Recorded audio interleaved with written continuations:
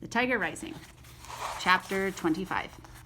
The three of them walked through the woods in silence. Sistine and Rob chewed 8-ball gum, and Willie Mae smoked a cigarette, and nobody said a word. "Lord God," said Willie Mae when they came up to the cage. She stared at the pacing animal.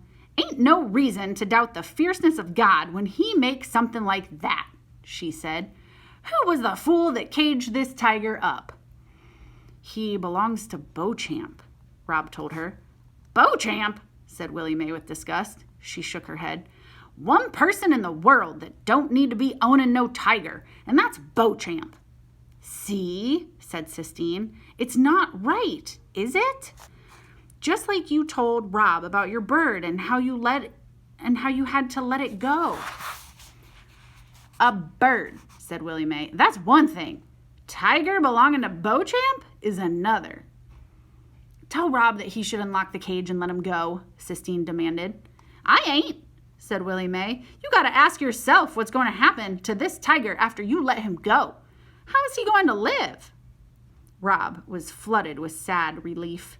Willie Mae wasn't going to make him do it. He wasn't going to lose the tiger. "Panthers live in these woods," argued Sistine. "They survive." "Used to," said Willie Mae. "Don't know more." Sistine put her hands on her hips. "You're not saying what you believe," she accused. "You're not talking like a prophetess." "That's 'cause I ain't no prophetess," said Willie Mae. "All I am is somebody speaking the truth. And the truth is, there ain't nothing you can do for this tiger except let it be." "It's not right," said Sistine. "Right ain't got nothing to do with it," muttered Willie Mae. "Sometimes right don't count." "I can't wait until my father comes to get me," said Sistine. "He knows what's right. He'll set this tiger free." Rob looked at Sistine.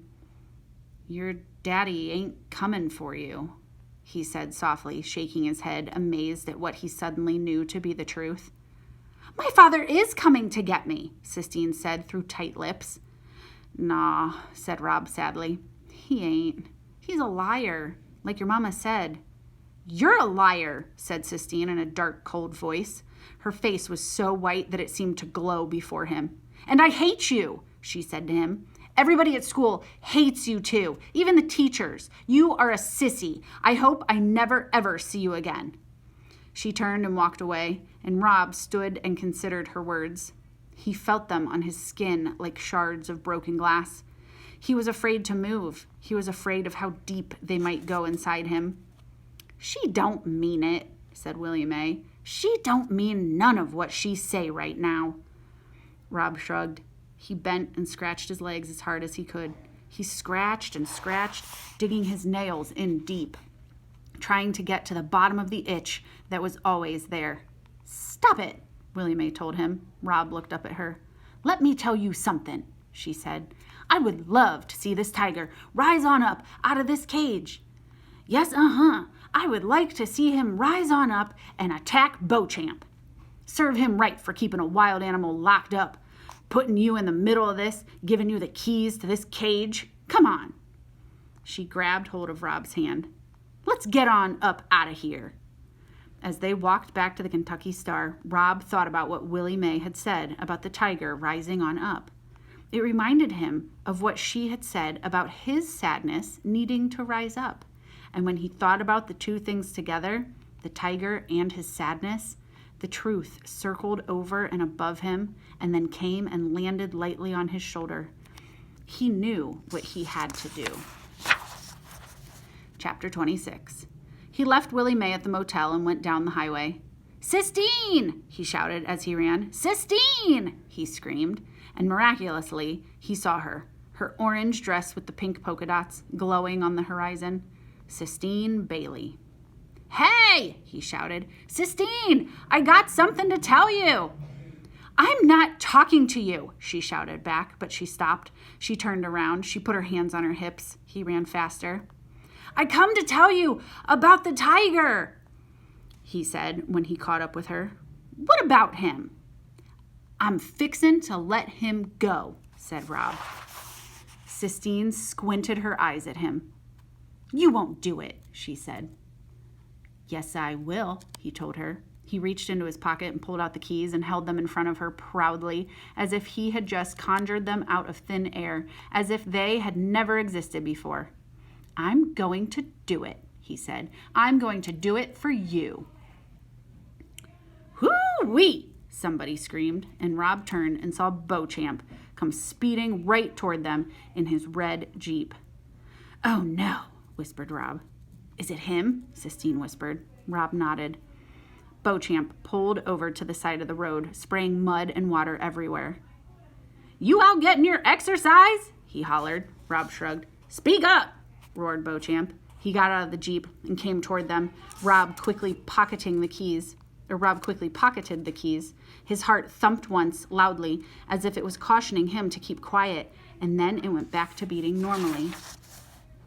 Well, looky here, said Beauchamp when he saw Sistine. You out chasing girls, is that it? Man after my own heart. This your girlfriend? Beauchamp pounded Rob on the back. No, sir, said Rob. He looked at Sistine. She was staring so hard at Beauchamp that Rob was afraid the man might burst into flames. I got more goods for you, Beauchamp said. I left them back at the motel with Ida Bell. Yes, sir, said Rob. What's your name, little thing? Beauchamp said, turning to Sistine. Rob's heart gave another warning thump. Lord only knew what Sistine would say to Beauchamp. But Sistine, as always, surprised him. She smiled sweetly at Beauchamp. Sissy, she said. Well, that's pretty, said Beauchamp. That's the kind of name worth running down the road after. He leaned over to Rob. Remember what we got going? You're keeping your manly secrets, ain't you? Yes, sir, said Rob. Beauchamp winked. His toothpick wiggled. I got me some business in town, he said. He squeezed Rob's shoulder hard and then took his hand away. You and your girlfriend stay out of trouble now, you hear? Yes, sir, said Rob. Beauchamp swaggered back to the Jeep, and Rob and Sistine stood together and watched him get in it and roar down the highway. He's afraid, said Sistine. He's afraid of the tiger. That's why he's making you feed him. Rob nodded. That was another truth he had known without knowing it, the same as he had known that Sistine's father was not coming back. He must, he realized, know somewhere, deep inside him, more things than he had ever dreamed of. I'm sorry, he said. What I said about your daddy, I'm sorry. I don't want to talk about my father, said Sistine. Maybe he is coming to get you. He's not coming to get me, Sistine tossed her head. And I don't care. It doesn't matter. What matters is the tiger. Let's go. Let's go set him free.